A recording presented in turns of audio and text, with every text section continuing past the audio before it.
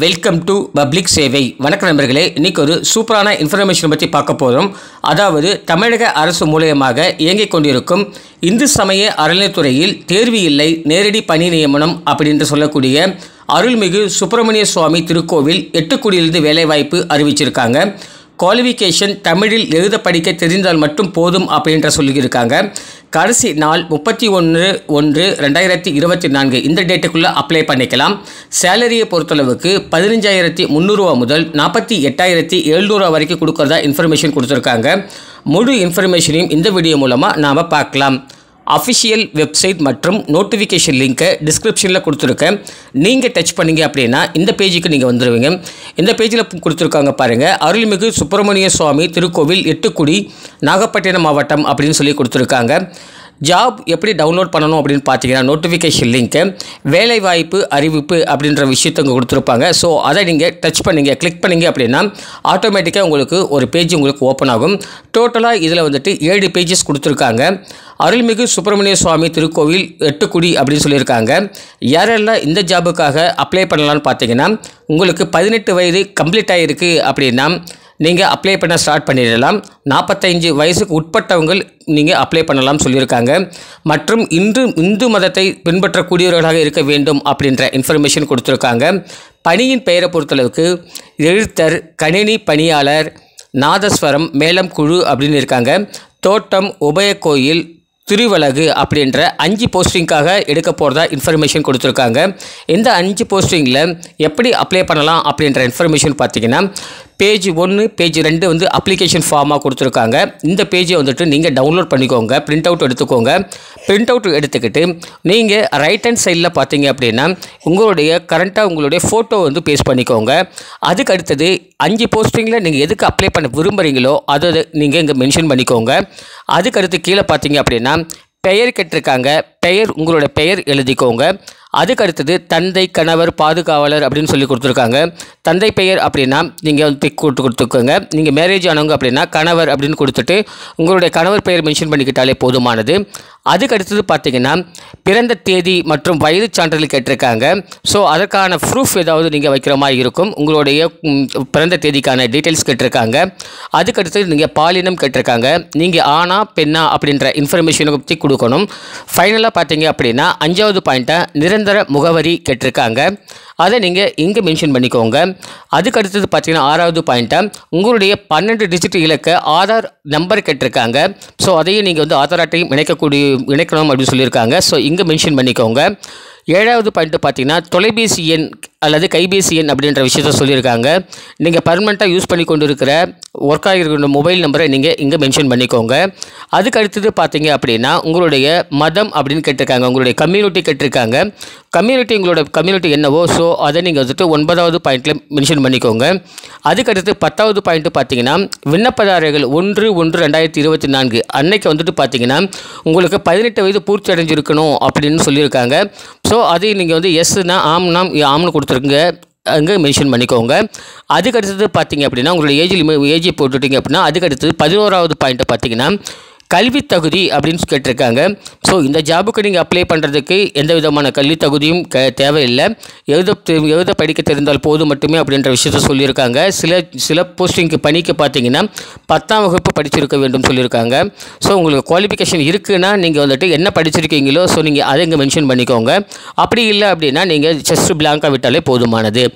அதுக்கு அடுத்தது பார்த்தீங்க அப்படின்னா நீங்கள் பணியின் கல்வி தகுதி, அதாவது நீங்கள் ஆல்ரெடி நீங்கள் வந்துட்டு சான்றிதழ் ஏதாவது நீங்கள் ஏற்கனவே வந்து ஒர்க் பண்ணியிருக்கீங்க அப்படின்னா அதற்கான சான்றிதழ் இருக்குது அப்படின்னா நீங்கள் வந்துட்டு மென்ஷன் பண்ணிக்கலாம். ஸோ அது மாதிரி நீங்கள் மென்ஷன் பண்ணும்போது உங்களுக்கு வந்து ஒரு அட்வான்டேஜாக இருக்கும். உங்களுக்கு வந்துட்டு என்ன பண்ணுவாங்கன்னா உங்களுடைய எக்ஸ்பீரியன்ஸை வச்சுட்டு ஸோ உங்களுக்கு வந்து ஒரு பெனிஃபிட்டாக கொடுத்துருவாங்க. அதுக்கடுத்து பார்த்தீங்கன்னா இதர தகுதிகள் வேறு உங்களுக்கு ஏதாவது இருக்குது அப்படின்னா ஸோ அதை நீங்கள் வந்து இங்கே கிளியராக மென்ஷன் பண்ணிக்கலாம். அதுக்கடுத்தது பார்த்தீங்கன்னா 14வது பாயிண்ட் என்ன கொடுத்துருக்காங்க, கொடுத்துருக்காங்கன்னா அரசிதழ் பதிவு பெற்ற அதிகாரியிடமிருந்து பார்த்தீங்கன்னா நீங்கள் ஒரு நன்னடத்தை சான்றிதழ் வாங்கியிருக்கணும் அப்படின்னு சொல்லியிருக்காங்க. ஸோ நீங்கள் நன்னடத்தை சான்றிதழ் வாங்கியிருக்கீங்க அப்படின்னா அந்த ஆஃபீஸரோட பெயர் மற்றும் முகவரி அது மாதிரி சொல்லிட்டு நீங்கள் இந்த பாக்ஸில் நீங்கள் மென்ஷன் பண்ணிக்கோங்க. அதுக்கடுத்தது இறுதி பயின்ற பள்ளியின் கல்லூரியின் பெயர் நன்னடத்தை சான்றிதழ் கேட்டிருக்காங்க. எக்ஸாம்பிளாக நீங்கள் 10th படிச்சிருக்கீங்க அல்லது 8th படிச்சிருக்கீங்க அப்படின்னா நீங்கள் படித்த ஸ்கூலில் பார்த்தீங்கன்னா நீங்கள் வந்துட்டு இங்கே படிச்சிருக்கீங்க அப்படின்னு சொல்லிட்டு உங்களுடைய நன்னடத்தை சான்றிதழ் கேட்டிருக்காங்க. ஸோ அதையும் நீங்கள் இங்கே வாங்கிட்டு எங்கே படிச்சிருக்கீங்களோ ஸோ அதை பற்றின இன்ஃபர்மேஷன் நீங்கள் இங்கே மென்ஷன் பண்ணுற மாதிரி இருக்கும், எழுதுகிற மாதிரி இருக்கும். அதுக்கடுத்தது குற்றவியல் நடவடிக்கை இருப்பின் அதன் விவரம் கேட்டிருக்காங்க.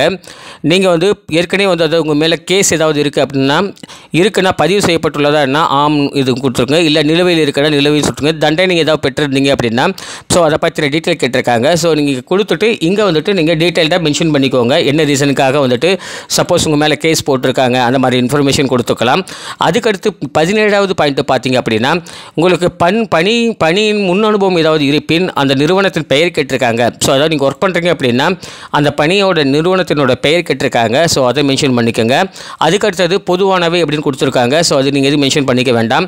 அதுக்கடுத்தது நீங்கள் 19வது பாயிண்ட் பார்த்தீங்கன்னா முக்கியமாக நீங்கள் வந்து ஏற்கனவே வந்து இந்து சமய அறநிலையத்துறையில் அதாவது நீங்கள் வந்து ஏற்கனவே ஏதாவது கோவிலில் வந்து ஒர்க் பண்ணியிருக்கீங்க அந்த பணி அனுபவம் இருக்குது அப்படின்னா ஸோ அதுக்கான டீட்டெயில் கேட்டிருக்காங்க. பெயர், தந்தை பெயர், காவலர் பெயர், அதுக்கு பதவி, நீங்கள் என்ன பதவியில் இருந்தீங்க, பணியில் எப்போ ஜாயின் பண்ணீங்க, எந்த திருக்கோவிலில் ஒர்க் பண்ணீங்க, வருமானம் என்ன எவ்வளோ வாங்கினீங்க, நன்னடத்தை சான்றிதழ் கேட்டிருக்காங்க. ஸோ இது எல்லாமே நீங்கள் மென்ஷன் பண்ணிக்கோங்க. சப்போஸ் உங்களுக்கு எக்ஸ்பீரியன்ஸ் இருக்குன்னா மென்ஷன் பண்ணுங்கள், அப்படி இல்லை அப்படின்னா மென்ஷன் பண்ண தேவையில்லை. அதுக்கடுத்து பார்த்தீங்கன்னா உறுதிமொழின்னு கேட்டிருக்காங்க. எங்கே வந்துட்டு பாக்கிய உங்களுடைய பெயர் எழுதிக்கோங்க. அதாவது பெயர் எழுதுறீங்க அப்படின்னா உங்களுடைய அப்பா பெயரோ இல்லது கணவர் பெயரோ ஸோ அந்த மாதிரி மென்ஷன் பண்ணிக்கோங்க. இதில் என்ன கொடுத்துருக்காங்கன்னா நீங்கள் கொடுத்துருக்க தகவல் அனைத்துமே சரியானதான் அப்படின்னு சொல்லி கொடுத்துருக்காங்க. எதிர்காலத்தில் நீங்கள் ஏதாவது தவறான ஆவணங்கள் ஏதாவது போலியாக வச்சுருக்கீங்க அப்படின்ற பட்சத்தில் உங்களுக்கு எந்தவித இடையூறு இல்லாமல் உங்களை வந்து தூக்கிடுவோம், பணி நீக்கம் செஞ்சு விடுவோம், நீங்கள் ஏதாவது போலீஸ் சர்டிஃபிகேட் ஏதாவது வச்சிங்க அப்படின்னா அப்படின்றத உறுதிமொழி கொடுத்துருக்காங்க. ஸோ ஒரு முறை அதை நீங்கள் ரீட் பண்ணிக்கோங்க, படிச்சுக்கோங்க. அதுக்கடுத்து உங்களுடைய நாள், இடம் கேட்டிருக்காங்க. ஸோ இங்கே நீங்கள் வந்து மென்ஷன் பண்ணிக்கோங்க. விண்ணப்பதார கையொப்பம் கேட்டிருக்காங்க. இங்கே நீங்கள் சிக்னேச்சர் ஒன்று பண்ணிட்டாலே போதுமானது. அதுக்கடுத்து பார்த்தீங்கன்னா என்னென்ன பணியிடங்கள் சொல்லி கொடுத்துருக்காங்கன்றதை பற்றி பார்க்கலாம். எழுத்தர் அப்படின்றது பார்த்தீங்க அப்படின்னா சேலரியை பொறுத்தளவுக்கு 15,300 முதல் 48,700 வரைக்கும் கொடுக்குறதா சொல்லியிருக்காங்க. இதோட குவாலிஃபிகேஷன் நீங்கள் 10th தேர்ச்சி பெற்றிருக்க வேண்டும் அல்லது அரசால் அங்கீகரிக்கப்பட்ட இணையான தகுதி அப்படின்ற விஷயத்த சொல்லியிருக்காங்க. அதுக்கடுத்ததாக பார்த்தீங்கன்னா கணினி பணியாளர் அப்படின்னு சொல்லி கேட்டிருக்காங்க. 15,300 ஸ்டார்டிங்லேயும் 48,700 வரைக்கும் கொடுக்குறதா சொல்லியிருக்காங்க. அதில் அரசால் அங்கீகரிக்கப்பட்ட நிறுவனத்தில் வழங்கப்பட்ட கணினி பயிற்சியின் பட்டம் பெற்றிருக்க வேண்டும்.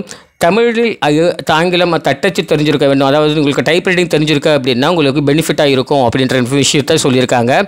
அதுக்கடுத்து பார்த்தீங்கன்னா நாதஸ்வரம் அப்படின்னு சொல்லியிருக்காங்க. தமிழில் படிக்கவும் எழுதவும் தெரிஞ்சிருக்க வேண்டும் அப்படின்னு சொல்லியிருக்காங்க.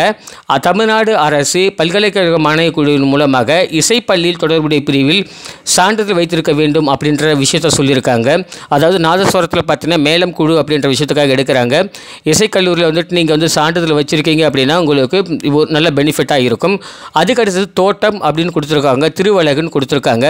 தோட்டம் அப்படின்றத பொறுத்தளவுக்கு 11,600 முதல் 36,800 வரைக்கும் சேலரி கொடுக்குறாங்க. திருவழகு பார்த்தீங்கன்னா 10,000 முதல் 31,500 வரைக்கும் சேலரி கொடுக்குறதா சொல்லியிருக்காங்க. இந்த 2 விதமான போஸ்டிங் பார்த்தீங்க அப்படின்னா நீங்கள் தமிழில் எழுத படிக்க தெரிந்தால் மட்டுமே போதுமானதுன்னு சொல்லியிருக்காங்க.